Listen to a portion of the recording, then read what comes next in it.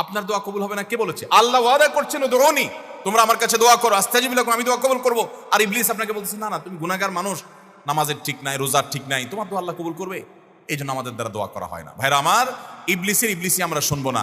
দোয়ার মাধ্যমে বান্দা লাভবান হয়, লাভবান হয়, লাভবান হয়। একটা অজুহাত তো হলে যে আমরা দোয়া করতে যাই না। দোয়া করতে কি জানবেন? দোয়া করতে জানা এটার জন্য কোনো আপনার মাস্টার্স করতে হয় না। দোয়ার উপরে আপনাকে পিএইচডি করতে হবে না, খুব সিম্পল বিষয়, এখনই শিখে নেন।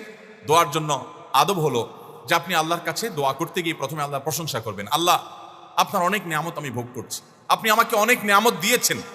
স্বীকৃতি দেওয়া যে আল্লাহ আমি সুস্থ, অনেকে সুস্থ না। আল্লাহ আমি পঙ্গু না, অনেকে পঙ্গু।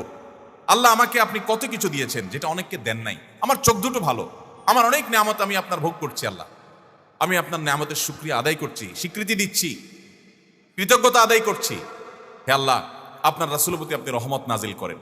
আপনি যদি লম্বা চড়া বিস্তারিত না বলতে পারেন, আপনি সূরা ফাতিহাটা পড়েন, আলহামদুলিল্লাহ, আল্লাহর প্রশংসা সেখানে হয়ে গেছে, আলহামদুলিল্লাহ রাব্বিল আলামিন পড়েন, দুরূদ শরীফ পড়েন, বাস। এরপরে আপনি এবার বলেন, আল্লাহ আপনি আমাকে মাফ করে দেন। আল্লাহ আমার বাবা চলে গেছেন, তাকে মাফ করে দেন। আল্লাহ আমার মা দুনিয়া থেকে চলে গেছেন, তাকে মাফ করে দেন। ভাইরা আমার, আসল কথা হলো আমরা সেই ব্যথাটাই অনুভব করি না। আপনার মৃত আত্মীয় স্বজনের জন্য যদি আপনার সেই ফিলিংস কাজ করতো, তো চোখের পানি ফেল করে আসতো। আপনি যদি আল্লাহর কাছে কোনো কিছু মায়ের পেজ দিয়া, অর্থাৎ সুন্দর করে সাজায় গোছায় বলতে নাও পারেন, আপনি নিশ্চিত থাকেন শুধু চোখের পানিটা যদি আপনি ফেলেন, চোখের পানিও আসে না, শুধু কান্নার ভান করে আপনি যদি আল্লাহর দিকে হাত তুলে আপনি যদি সময় কাটান এবং কিছু বলার চেষ্টা করেন, আল্লাহ রাব্বুল আলামিন আপনার দিলের ভাষাও পড়তে পারেন।